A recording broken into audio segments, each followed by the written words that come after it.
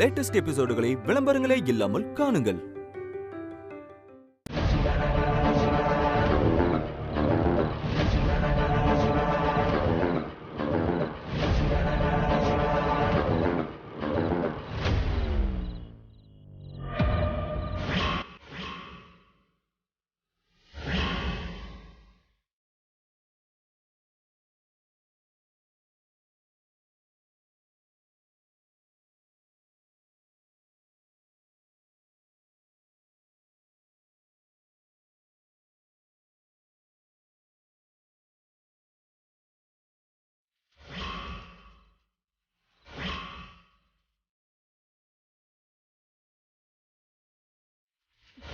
यार नहीं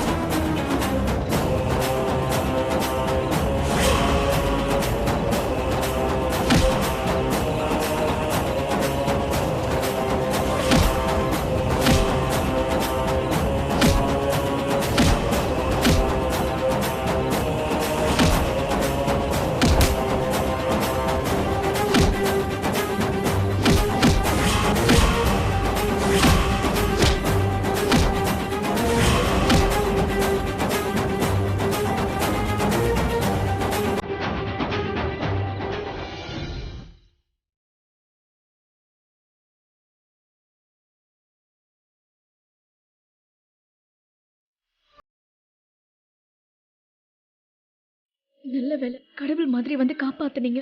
அதெல்லாம் ஒண்ணும் இல்ல. சரி, உனக்கு எதுவும் ஆகலல்ல?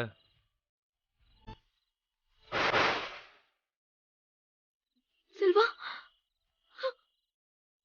எப்படியாச்சும் உன்னை பார்த்து மனசை விட்டு பேசிட மாட்டோமான்னு ஓடி வந்தேன். ஆனா நீ இப்படி நிக்கிறிய சக்தி. இந்த நிலைமையில நான் உன்கிட்ட எப்படி பேசுறது?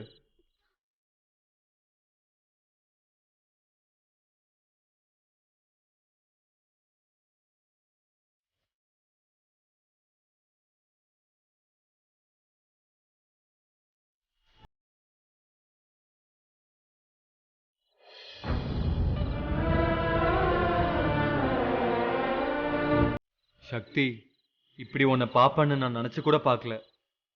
இப்படி இருக்க வேண்டிய பொண்ணா நீ? உங்க அக்கா வாழ்க்கைக்காக ஓ வாழ்க்கையை நீ தியாகம் பண்ணிட்டு இருக்க. இப்படி ஓ வாழ்க்கையவே நீ புதக்குழியில தள்ளுறிய சக்தி. என்ன சக்தி, எதுவுமே சொல்றதுக்கு இல்லையா?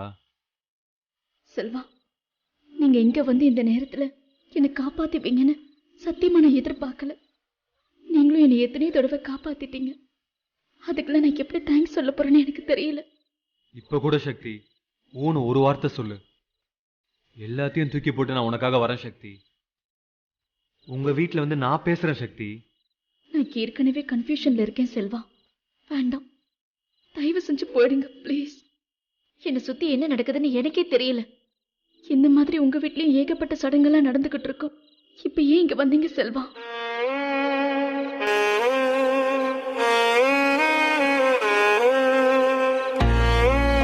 சக்தி, ஏதாச்சும் பேசு.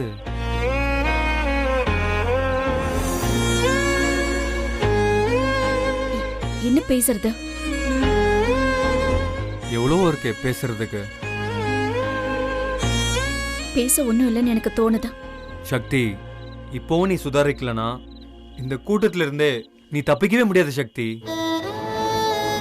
பார்த்தல என்னெல்லாம் நடக்குதுன்னு பார்த்தல. கண்டிப்பா இப்ப வந்தவன் சங்கிலியோட ஆளாதான் இருப்பான். ஆமா, எனக்கும் அப்படிதான் தோணுது. ஆனா அதுக்காக இப்ப இந்த கல்யாணத்தை நிறுத்த முடியாது. நீங்களும் இதை யாருக்கிட்டையும் சொல்லிடாதீங்க. யமுனா அக்காவோட கல்யாணம் நடந்தாகணும். இவ்வளவு தூரம் வந்து திரும்பவும் இந்த கல்யாணம் நின்னா அது என் குடும்பத்துக்கே அவமானம். திரும்பவும் இந்த ஊர் முன்னாடி நான் தான் குற்றவாளி மாதிரி நிப்பேன். அது மட்டும் இல்லாம இந்த கல்யாணம் நடந்தா இந்த மெஸ் வீடு எல்லாத்தையும் எங்க அம்மா பேருக்கே மாத்தி தர்றதா எங்க அப்பா சொல்லிருக்காரு. எங்க அம்மாவோட வாழ்க்கையையும் என் அக்காவோட வாழ்க்கையையும் இந்த கல்யாணத்தினால செட்டில் ஆயிடும். அப்போ உன்னோட கலெக்டர் கனவு?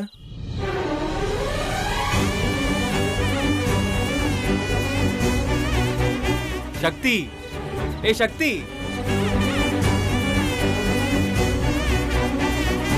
அப்போ நீ கலெக்டர் ஆகணும்னு ஆசைப்பட்டது? கல்யாணத்துக்கு அப்புறம் நான் படிச்சு கண்டிப்பா கலெக்டர் ஆயிடுவேன். இவங்க நடுவுல இருந்துட்டு உன்னால கலெக்டருக்கு படிக்க முடியும்னு நினைக்கிறியா? முடியும். இல்ல சக்தி, உன்னால முடியவே முடியாது. நீ மாறிட்ட. இதே பழைய சக்தியா இருந்தா இப்படி ஒருத்தவன் மேல கை வைக்க விட்டுருப்பியா? நீ பயந்தா ஓடி இருப்ப? நீயா அவனை அடிச்சு கைய உடைச்சிருக்க மாட்ட? இப்போ உன் மனசுல 1008 குழப்பம் இருக்கு. அதான் உன்னால பழைய சக்தியா இருக்க முடியல.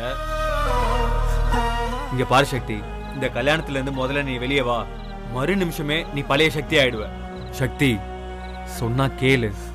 ப்ளீஸ் செல்வா, தயவு செஞ்சு நீங்க கிளம்புங்க. நான் ஏன் வழியில போறேன், நீங்க உங்க வழியில போங்க. சக்தி, உனக்கு புரியுதா இல்லையா? இப்ப மட்டும் நம்ம 2 பேரும் பிரிஞ்சிட்டோம், இந்த பிரிவு நிரந்தரமாயிடும். தெரியும் செல்வா. ஏய், எப்படி உன்னால இப்படிலாம் பேச முடியுது? ஏன்னா இதுதான் நம்ம 2 பேர் தலையிலயும் எழுதிருக்கு. அப்படிலாம் ஒண்ணும் கிடையாது. நீ மட்டும் ஊன்னு சொல்லு, அந்த தலை விதியவே நான் மாத்தி எழுதி காமிக்கிறேன். யாரும் எதையும் மாத்த வேண்டாம். நீங்க உங்க வழியில போங்க, என்னை என் வழியில போக விடுங்க.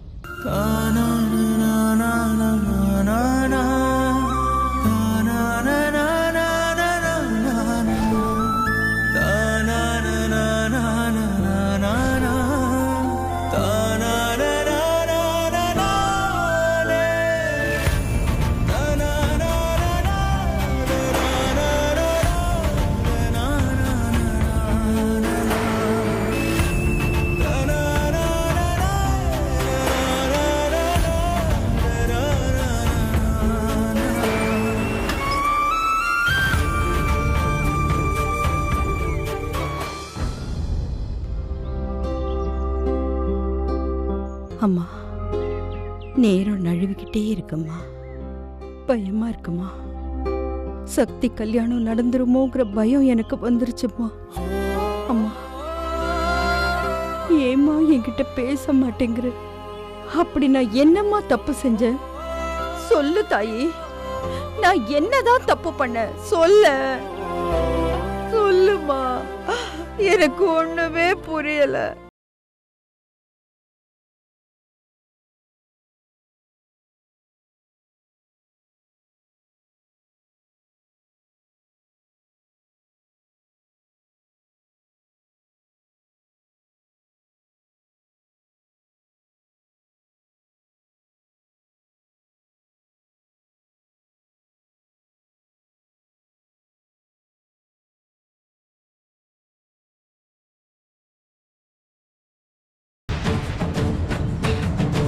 அம்மா, தாயே, அறிவு இருக்காடா உனக்கு?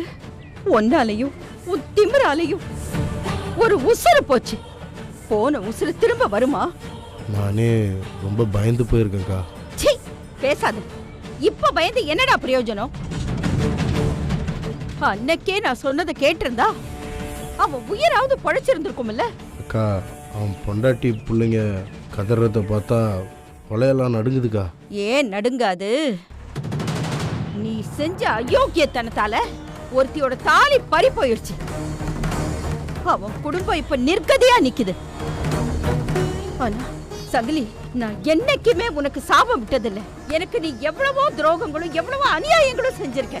ஆனா நான் வயிறு எரிய சொல்றேன், அந்த சாபம் உன்னை சும்மா விடாதுடா. ரொம்ப நல்லா ஆரம்பிச்சிருக்குடா சங்கிலி உன் கல்யாணம். இப்போ நான் என்னக்கா பண்றது? என்ன கேட்டா? அம்மா கிட்ட கேளு. அடுத்தவங்களை மிரட்டிக்கிட்டு ரவுடித்தனம் பண்ணிக்கிட்டு அயோக்கியத்தனம் பண்ணிக்கிட்டு இன்னும் என்னென்ன செஞ்சியோ. இப்ப மன்னிப்பு கேட்க வேண்டிய நேரம் இது. கோல்ல மண்டிக்கிட்டு மன்னிப்பு கேளு. நீ அந்த சூட ஏத்தி மன்னிப்பு கேளு. அவனுக்கு சேர்த்து கும்பிடு. நான் எப்படிக்கா? தப்பு செஞ்சது நீதானே? நீதான் கற்பூரம்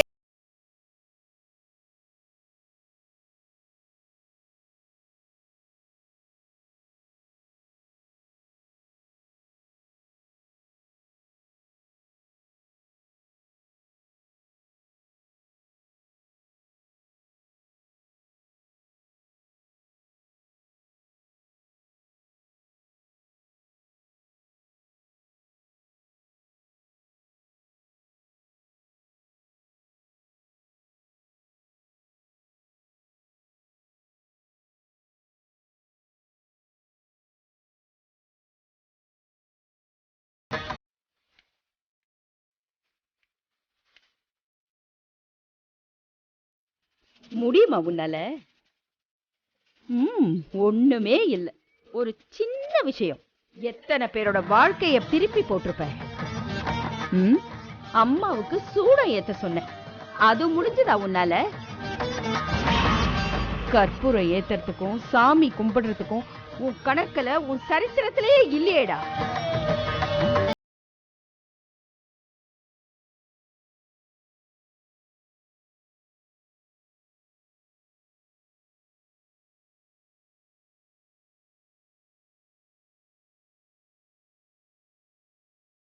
உனக்கு இங்க பாரு, உன் கண்ணுல இருக்கிற பயமே அதுக்கு சாட்சி பாரு. உன்ன மாதிரி சூரனுக்கெல்லாம் அவ பத்திரகாளி. பாரு, எப்படியாவது சூடத்தை ஏத்தி அந்த தாயோட கால்ல விழுந்து மன்னிப்பு கேளு. இல்லைன்னா காலம் பூரா இந்த பயமே உன்னை துரத்தி துரத்தி அடிச்சு நிம்மதியா வாழ விடாது, தூங்க விடாது, எதுவுமே செய்ய முடியாதுடா. அந்த அம்மா உன்னை மன்னிச்சுட்டானா வந்து சேரு. தண்டனை கொடுக்கறதுக்கு நான் யாரு சங்கிலி?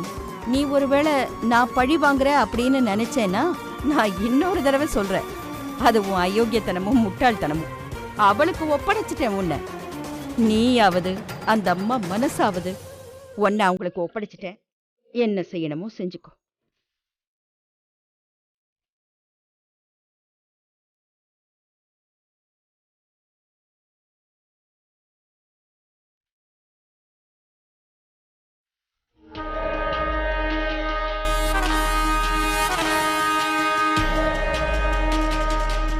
யாரடா நீ பொடிப்பையிலே யாரு மச்சனால்? அடா மாப்பிள, நீங்களா எங்க வீட்டு வாசல்ல வந்து நின்னுட்டு இருக்கிறது? தெய்வமே எங்க வீட்டு வாசல்ல வந்து நின்னுட்டு இருக்கும்போது நாங்க கவனிக்காம இருந்தா எப்படி? அது எங்க குடும்பத்துக்கு மரியாதை ஆகுமா? அதனால நீங்க என்ன பண்றீங்க? போய் அப்படியே உட்கார்றீங்க. நான் உங்களுக்கு சூடா டீ எடுத்துட்டு வரேன். வந்துட்டேன். பிச்சைக்கார பையலெல்லாம் நாம கவனிக்க வேண்டியிருக்குப்பா. சில்லுக்குட்டி, சில்லுக்குட்டி. என்னக்கா?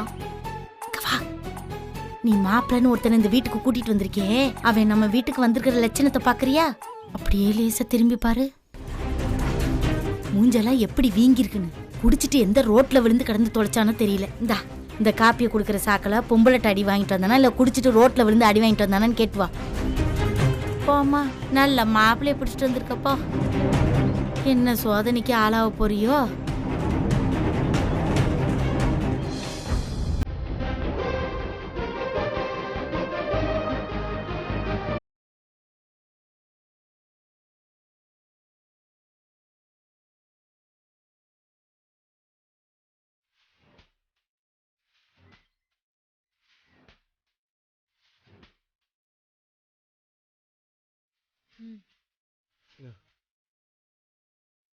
காஃபி அது அங்கே வச்சிரு சக்தி, நான் குடிச்சிக்கிறேன். வாங்கிக்கோ. என்ன அடிபட்டிருக்கு? நேத்து வரைக்கும் நல்லா தானே இருந்த, இப்ப எப்படி அடிபட்டுச்சு? அடியெல்லாம் ஒன்றும் இல்லையே. முகத்தை பார்த்தா நல்லாவே தெரியுது. எப்படி இந்த காயம் வந்துச்சு?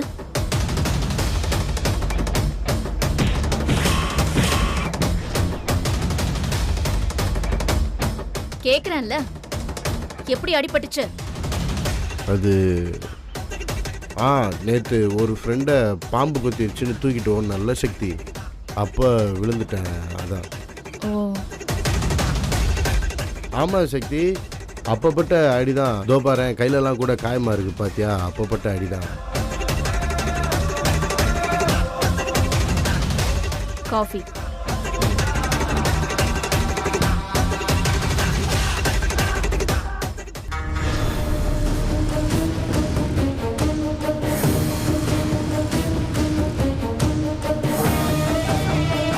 இவ கேக்குற லட்சணம் விளங்கிரும். பாம்பு நல்ல வேளை இவனை கடிக்காம போயிருச்சு, இல்லைன்னா பாம்பு செத்து போயிருக்கும். அப்பா, ஐயோ கடவுளே, இவன் கூட எப்படிதான் வாழ போறாளோ. நான் ஒருத்தி கஷ்டப்படுறது பத்தாதா, மூச்சு முட்டுன்னு சொல்லித்தான் பார்க்க முடியும். கேட்க மாட்டேன், நான் உளுந்துதான் பாப்பேங்கிறவள வாழ்ந்து தெரிஞ்சுக்கன்னு தான் சொல்ல முடியும். அடி போடி இவளே. சமாளிக்கிறதுக்குள்ள போதும் போதும் ஆயிடுச்சே. சே, கோதண்டம், கோதண்டம், அம்மா என்ன பண்ணிட்டு இருக்கீங்க கோதண்டம்? கல்யாணத்துக்கு இன்னும் கொஞ்ச நாள் தான் இருக்குன்னு தெரியுமா தெரியாதா? அம்மா எல்லா வேலையும் முடிஞ்சிருச்சுமா, சின்ன சின்ன வேலைங்க மட்டும் தான் பாக்கி இருக்கு. அத கேக்கல. கேஸ் கொடுத்தாலே ஒருத்தி, அந்த கேஸ வாபஸ் வாங்கிட்டீங்களா இல்லையா? எங்க அந்த வக்கீல்? முதல்ல அந்த வக்கீல வர சொல்லுங்க. அம்மா நான் ஏற்கனவே பேசிட்டேம்மா, அவர் வந்துட்டு இருக்கேன்னு சொன்னாருமா. இதோ வந்துட்டாரு. வணக்கம்மா. என்ன சார் பண்றீங்க? இன்னும் என்னமா அந்த பொண்ணு இன்னும் கேஸ வாபஸ் வாங்கலன்னு கோதண்டம் சொல்லிட்டு இருக்காரு. அது இல்லம்மா, அந்த பொண்ணை பிடிக்கவே முடியலம்மா. கம்ப்ளைண்ட் கொடுக்கறதுக்கு மட்டும் அவளுக்கு நேரம் இருக்கு, வந்து வாபஸ் வாங்குறதுக்கு அவளுக்கு நேரம் இல்லையாமா? இப்ப வாபஸ் வாங்க முடியுங்கிறாளா முடியாதுங்கிறாளா? அது இல்லம்மா, அந்த பொண்ணுக்கு ஏதோ இன்னும் கொஞ்ச நாள்ல கல்யாணம்மா. ஓ, இன்னும் கொஞ்ச நாள் இருக்குல்ல. இன்னைக்கு வந்து கையெழுத்த போட்டுட்டு போக சொல்லுங்க. எவ்வளவு நேரம் ஆக போகுது? அவகிட்ட பேசவே முடியலம்மா, போன் பண்ணாலும் எடுக்க மாட்றா. நேர்ல போய் பார்த்து பேச வேண்டியதானே? அவகிட்ட கையெழுத்து வாங்க வேண்டிய பேப்பர்ஸ்லாம் ரெடியா இருக்கா? அதெல்லாம் ரெடியா இருக்குமா. சரி வாங்க, நானே வரேன். நேர்ல போய் கையெழுத்து வாங்கிட்டு வந்துடலாம். ஆமா, கரெக்டா சொன்னீங்க அத்தை. என் கழுத்துல தாலி கட்டும்போது வெற்றி மேல ஒரு கேஸும் இருக்க கூடாது அத்தை. இப்ப வேற அம்மா போய் ஏதாவது பிரச்சனை ஆயிடுச்சுன்னா என்ன பண்றது? அம்மா, கல்யாண வேலை தலைக்கு மேல இருக்குமா, எல்லாரும் வந்துட்டு இருக்காங்க. அம்மா, இப்ப எதுக்குமா இதெல்லாம்? கேஸ் இருந்தா இருந்துட்டு போட்டோம், அதனால இப்ப என்ன? கல்யாணம் முடிஞ்சதுக்கு அப்புறம் பாத்துக்கலாமா? என்ன பேசுற சரண்யா? கல்யாணத்தன்னைக்கு அவ மேல ஒரு கேஸ் கூட இருக்க கூடாதுன்னு தான் நான் பார்த்து பார்த்து எல்லா வேலையும் பண்ணிட்டு இருக்கேன். இருந்தா இருந்துட்டு போட்டோங்கிற? அப்படி இல்லம்மா, கல்யாண வேலை 1000 இருக்குமா. 1000 இருந்தாலும் அது எல்லாத்தையும் விட முக்கியமானது இதுதான். வக்கீல் சார் போலாம் வாங்க. கோதண்டம் நீங்களும் வாங்க. ஆமா அத்தை, நீங்க போனாதான் எல்லா வேலையும் ஒழுங்கா நடக்கும். எப்படியாவது இந்த வேலையை முடிச்சிட்டு வாங்க அத்தை. என் மருமகளே சொல்லிட்டா, அப்புறம் என்ன? 2 பேரும் வாங்க, போயிட்டு வந்துடுறேங்க. போயிட்டு வா. வந்துடும்.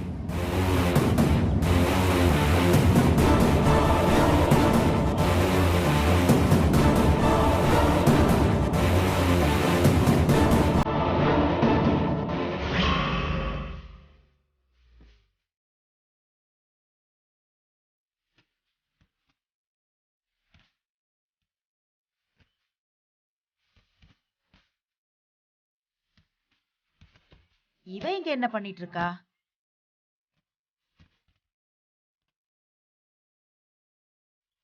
ஏய், இங்க வா.